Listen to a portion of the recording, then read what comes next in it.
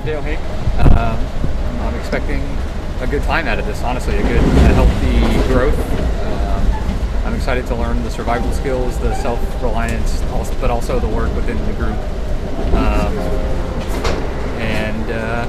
I'm especially looking forward to, after I've read the brief just now, too, learning of different cultures and people that live up there and hearing their old stories. Hi everyone, my name is Hadia. For this trip, I'm expecting it to be pretty intense, especially with the living and survival skills that will be required out in the snow. I'm really excited to learn about the campsite and all that journey that comes with the farm, growing it from locally and learning from Misha. I'm also looking forward to building the fire and just backcountry skiing. So I've never done that before. It's going to be something new and definitely a new environment. So hopefully I grow a lot from. My name is Gia, and I look forward to realizing how strong I am. Because I think one of the things I expect the most is to be scared, and I know that I'm gonna try my best to work through it anyway. So I think I'm excited to see how strong I am. Hi, my name is Elle, like the letter. And one of the things I'm looking forward to on this trip is really learning how to deal with things I don't expect.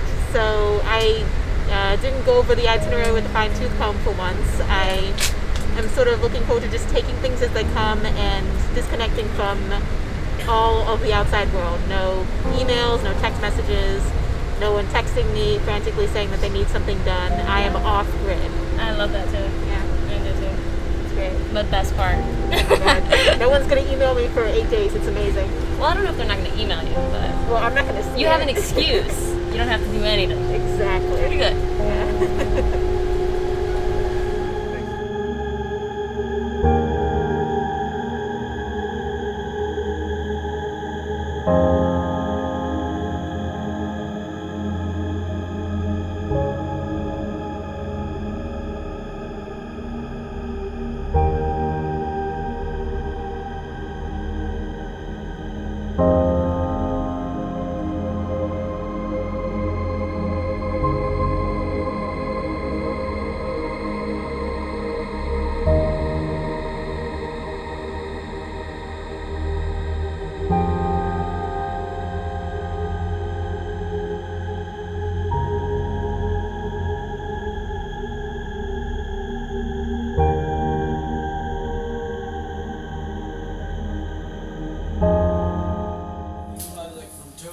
So we'll start with socks and underwear, pants, etc. So you don't have to search for them, so they're like right readily available. And we'll go into shirts and long sleeves and sweaters and jackets. So just organize yourself so when we do it, you're not looking frantically through your pile, but everything is laid out.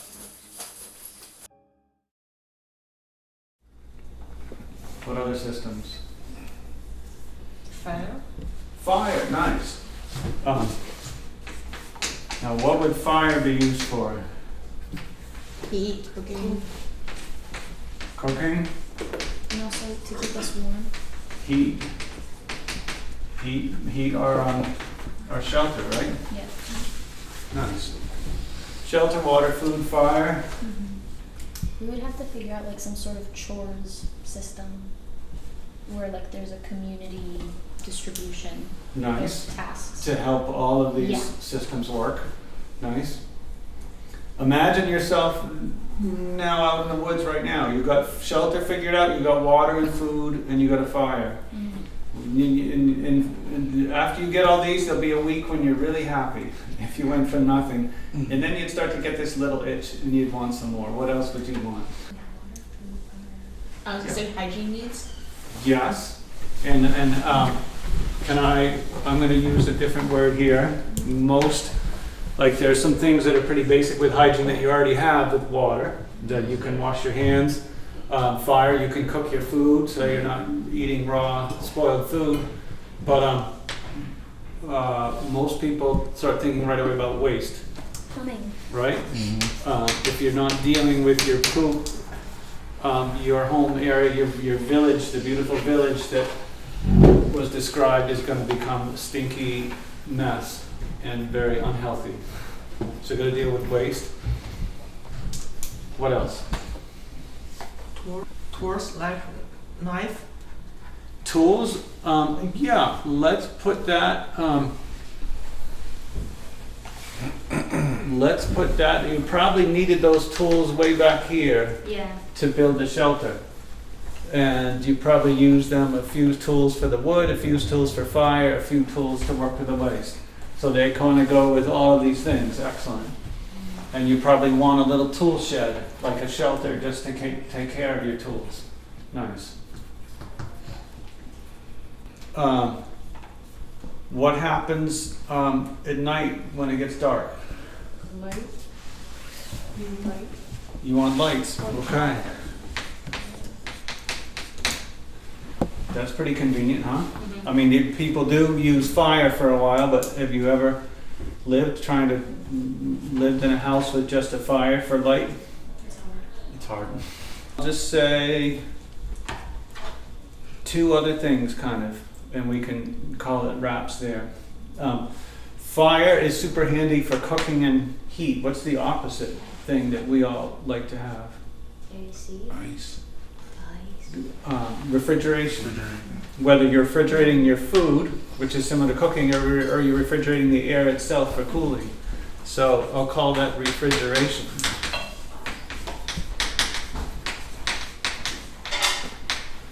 And then I'm going to say one more thing, and this is very modern, and you may say this doesn't apply to the island, but eventually we get the itch for transportation, right?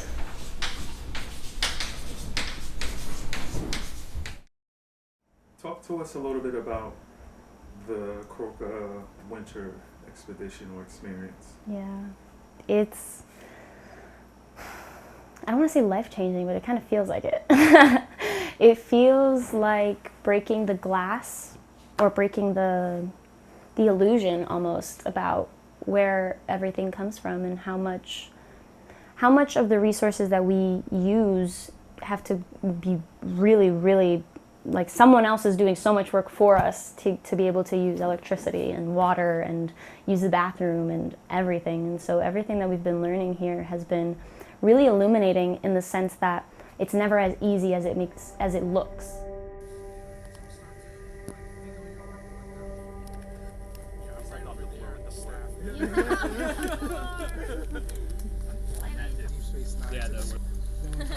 Yeah, the one in the early 2000s.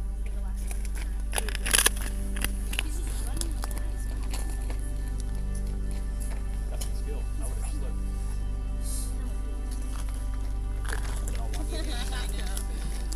Shall we? Let's go.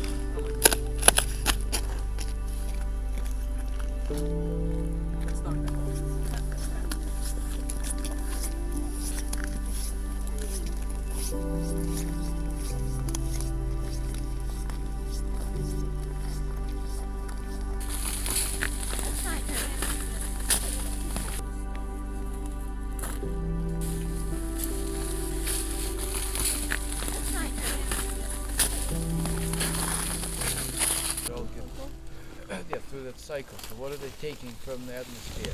They're taking CO2 with C and 2 O's, right? And then what are they doing with C? They're eating it, right? They're eating the C, and they're growing strong. So they grow, and they're releasing the 2 O's out. So if a tree just grows through its life cycle in the forest, and we don't interfere at all, what will happen eventually with the tree? And you see this a lot here in the forest floor. What will eventually happen to the tree? It'll fall. It will eventually get to the end of its life cycle, or maybe it will get blown in a heavy storm, it will fall down, and as it falls down, what will happen to its seed? Spread down over the ground. Some of it spreads in the ground, and some of it is what happens in the process of decomposition. It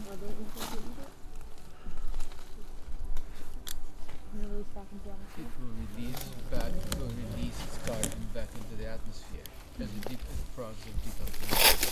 So, and that's a carbon cycle, right? That's a cycle that's totally normally sustainable. So I described that when I first started baking, I didn't have like a big long-range view, and I've still continued to be someone who I don't envision things way out in the future. But 12 years ago, we started hosting a pizza night once a week here just for like friends and family, and it was really fun. I loved doing it, and it started out with just like 20 or 30 people coming to like have pizza, and over a couple of years that grew because the pizza was really good and people had a nice time coming. This is where I'm going with that idea of like vitality. It's just sort of organically became something that people had heard about and wanted to come participate in. And 3 years into doing it, it got big enough that I needed to like make a pretty big decision about whether it was going to be like, oh, the bakery is now also a pizza night or pizza restaurant once a week, or whether it was going to stay in this sort of realm of like not quite a restaurant, not quite a like family get together. And we went for the like not quite family get together. But what we did was, or what I sort of imagined was that I needed hands to help, and I needed to bring in some money to like pay for my staff and also the ingredients, and so came up with a model where I chose nonprofit groups to be our staff for those nights. And the nonprofit group that I chose to be the staff, I would train on the important logistical tasks of making the pizza night happen, and they would get the profits. I would keep some for my overhead and my the ingredient costs and stuff, but they would get the money for the profit above my costs. We've been doing that same model for 10 years now, and now pizza night on a regular basis attracts upwards of 350, 400 people. We make between 300 and 350 pizzas every pizza night. We have live music, and the nonprofit groups that we sponsor make between $1,100 and $2,000 depending on the night. And many of them are very small organizations. Kroka, for instance, has been one of our pizza night sponsored groups. So my name is Zhang Huiniu, and my major is public administration, and I'm now junior for the winter expedition. For now, we just living like a farm, and we work here, we live here, and I just so excited about tomorrow's exhibition to the Green Mountain, and because I heard from Alex that there are a lot of animals and like bears. It's quite dangerous, so I love it, and I was just so excited about it. Yeah, I learned so many things.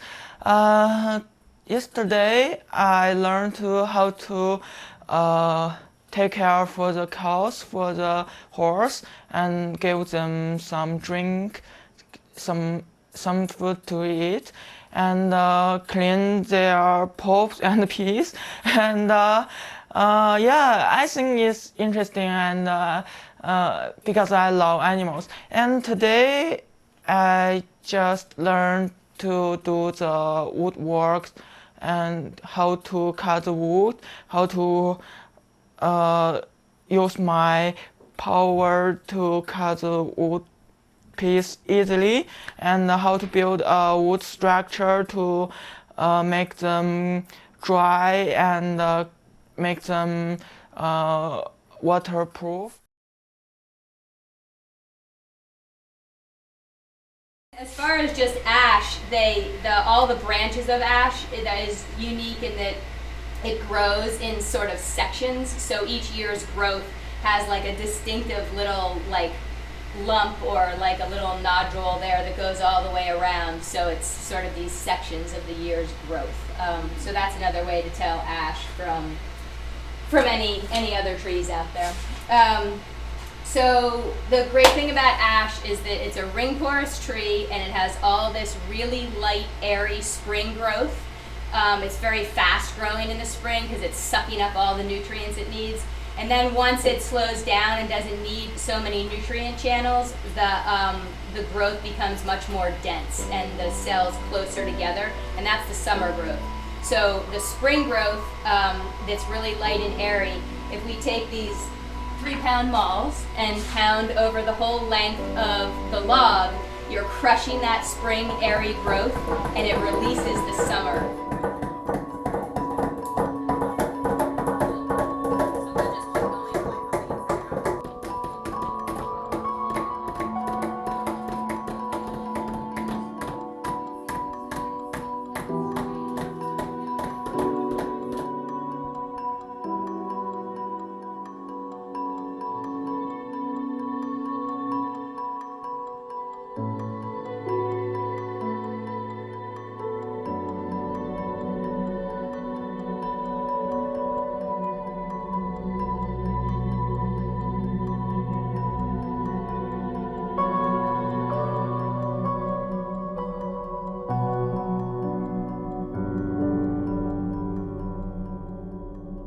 So we're doing basket weaving in a very nice, simple pattern.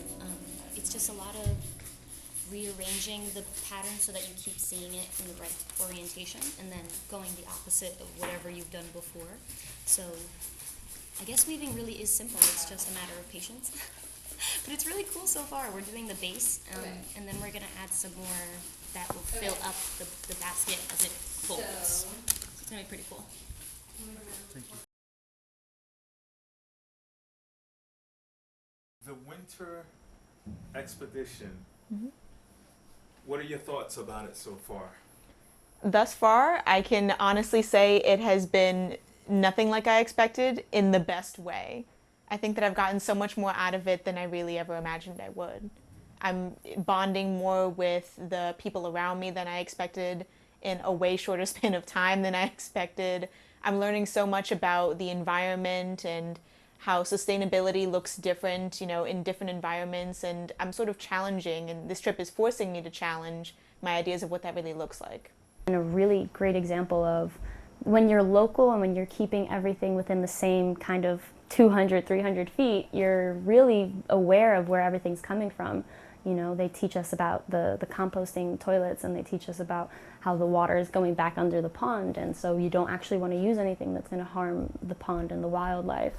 And so that specifically has changed a lot of the ways I view, the water that comes out of my faucet at home and how I view the electricity running through my building, because those things are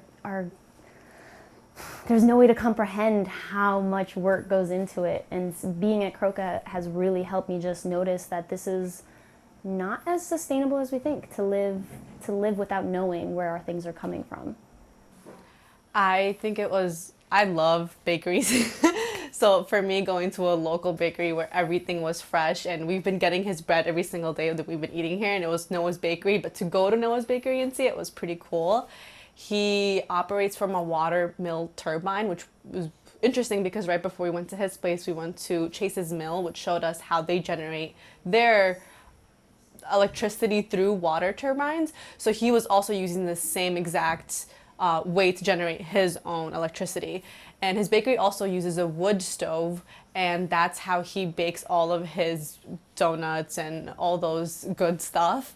And it's cool to see the ways that he chooses to run his bakery in all the different ways that his own small business operates, such as his charity pizza night that happens every Tuesday. That was great to hear about and learn about, and the different ways that he's bringing the community together. And I loved hearing about that from him. It just gives you an appreciation. Like the one thing that I thought of when he asked me, what did it mean in terms of sustainability? And historically, it's like, they said they've reused a bunch of those boards. There may even be some wood boards from the 1700s in there. It's like we live in such a society where we have so much single-use stuff. You floss your teeth, throw the pick out in the trash. That they were so concerned, like that wood was so hard to make, they were so concerned with reusing it that they tried to reuse as much as possible. So I think that's something maybe we should get back to. Because there's some stuff, like you move on from things from the past for a reason for the most part, but then there's some stuff, it's like, well, maybe we moved on too fast. Maybe we should go back and do something like that.